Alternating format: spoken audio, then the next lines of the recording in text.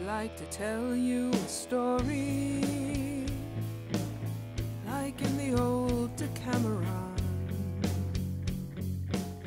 The world is howling around us, but while you listen, fear is gone, and human voices can touch you. Inside the walls you almost climb, they can remind you how much you need to get through this night. Are you there? Yes! You're still in your bathrobe? It's like 5 o'clock. Who cares? Sweetie, Annie! I care! He was an asshole and I hate him. But you need to move on. And I want to help. Why don't you put some real clothes on? For you now? Do you even dress up nicely these days for Gabe? I don't even undress for Gabe these days. Oh, you said all this togetherness would be great for your relationship. Extended intimacy, I think was the term. Well, I was wrong. Boom! He's on a walk right now. Turns out that all of this togetherness made things much worse. And I'd really like to ask him to move back to his place, but that doesn't seem like proper pandemic behavior. Well, where's Miss Manners when you need her? Oh, you sound like my grandmother. Although, I could write a pandemic manners blog in my spare time. It would give me another excuse to spend hours in my office and away from Gabe. My first chapter would be coping mechanisms, like always putting your best foot forward, always presenting your best selves. So cheer me up and at least put on a sweatshirt or comb your hair or at least maintain your hair. I am so depressed, I barely woke up for this Zoom. You will move past this. It's only 2 years of your young life. It's nothing in the grand scheme of things. Is there a grand scheme? Will there ever be a big scheme? Hello. Hello, Danny. Yeah, Zoe. Hi, welcome. I'm Annie. That other one is actually Zoe. I'm not really sure why someone's looking for me, but I've got enough history with Annie's ability to take creative license that I'm just going to sign off. No, Zoe. Don't leave. This is a setup. Yeah, no kidding. Excuse me? Zoe, Danny and I have been chatting online for the last couple of weeks, and I, with the absolute best intentions, pretended I was you. So this is a surprise blind date. Fun, huh? It turns out that you guys have a lot in common. Here is the deal. I'm bored, and I'm intrigued and interested in meeting new people, but not in Tricksters. Then, Zoe, you don't have your dog's picture, an actual udderhound, in your profile instead of your face. Hilarious, right? She would have put that as her profile picture had she made the profile herself. You've got to give me points for that one, Zoe. Mm-hmm. Danny has the same kind of dog. Oh, well, no one has the same kind of dog because otterhounds are very rare. I do, actually. I waited 2 years to get him, and I love the guy. He's totally getting me through this thing. So mellow for a hunting breed, you know? I know. It's like I said. You two have a lot in common. So, Zoe, why did your friend to be you pretended to be you? Because her horrible boyfriend dumped her 2 weeks into lockdown. I did not want to mention that on the profile. It seemed far too desperate. I am not desperate. I wasn't the one that created a fake profile. Never mind. Just give me a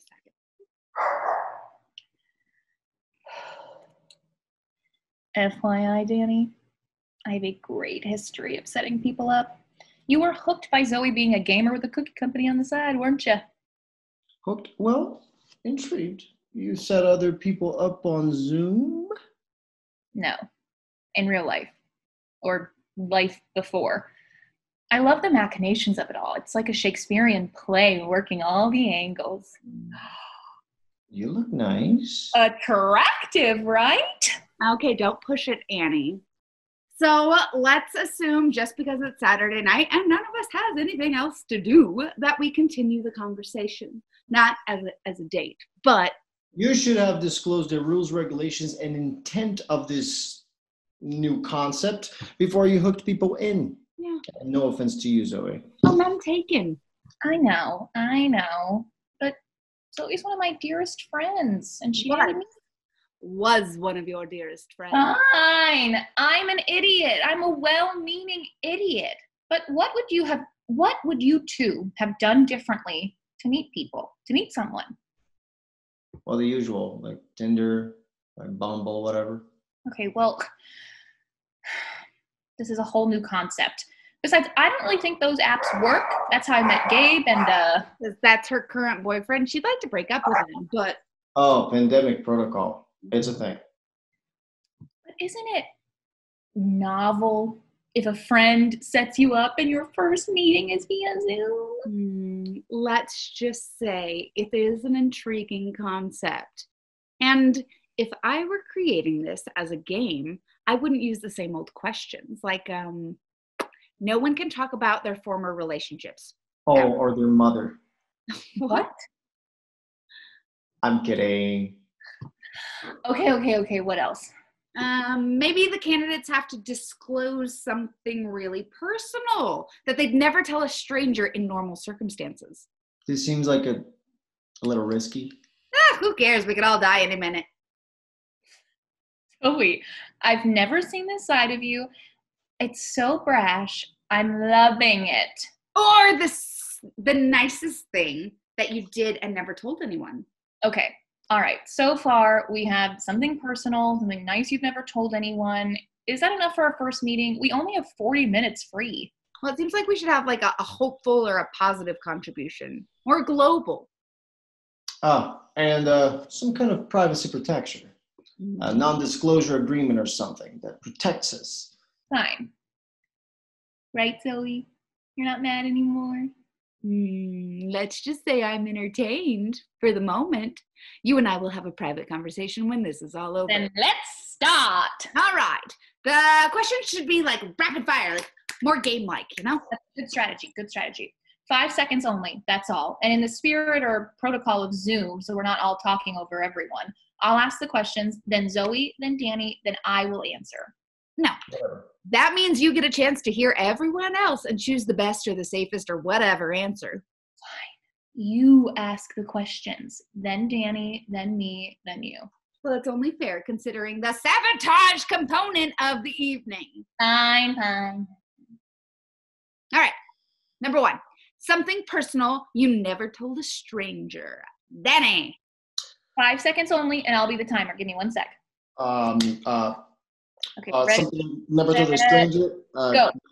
I hate pressure. Jeez, I don't know. 2 seconds. Shoot, my penis crooked. Shoot, I didn't mean that. Whoa. Okay. Me. I was married when I was 15. What?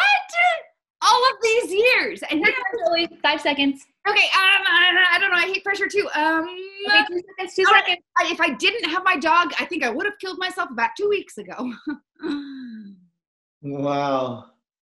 All right. Okay, number 2. What's something nice that you did that you never told anyone?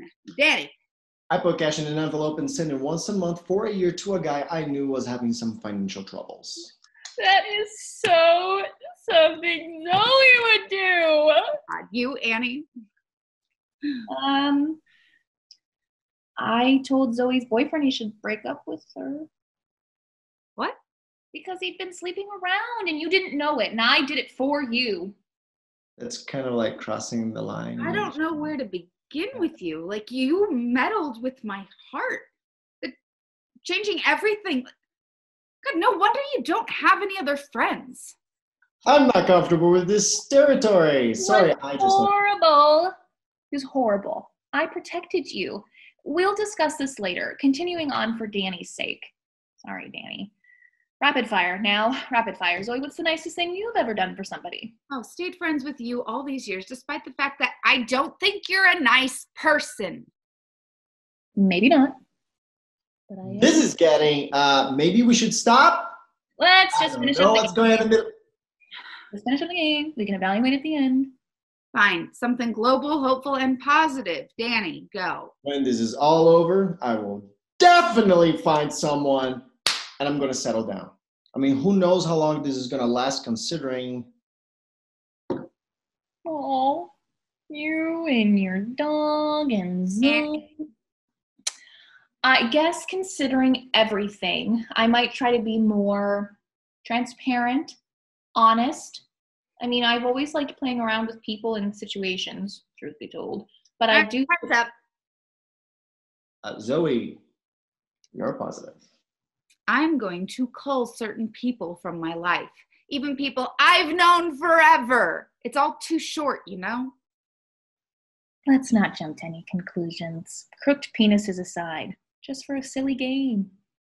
But aren't we learning through all of this that we don't have the time, or that we don't have as much time as we used to think?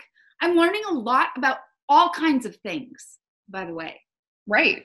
So ZoomDate is a good idea. You would definitely date Zoe after what you learned, wouldn't you, Danny? Sure.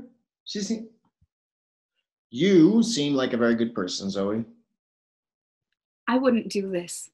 Ever. Like, it feels like we're on one of those reality TV shows that in fact is totally scripted, but was revealing. I'll say that. But Zoom isn't natural, and that's the point. We have to use it for now, so, we might as well use it innovatively. All right, it's late. I'm tired. It was nice to meet you, Danny. Best of luck in pandemic dating, however you do it. I guess we're done. This has been something, and it was nice to meet you all.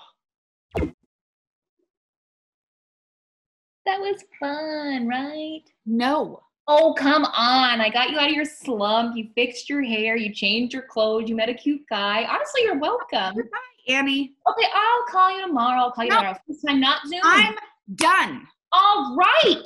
No more surprise dates. I did it for you after all. I thought it was pretty creative. No, you didn't. You did it for you. Don't call me, don't email me, and don't include me in your schemes. Zoe, it was an experiment, an evening's entertainment. Zoe, oh, come on.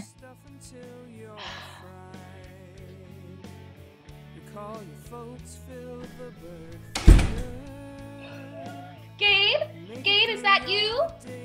Oh, hi, honey, I'm so happy you're home. The news tells of a lion leader and ventilators, tears, and masks. If you're lost and feeling blue, let us be alone with you now. Now while we're all taking shelter, we can't gather together, but we can virtually share this moment. How to find hope in the hopeless, a spark of light in the darkness,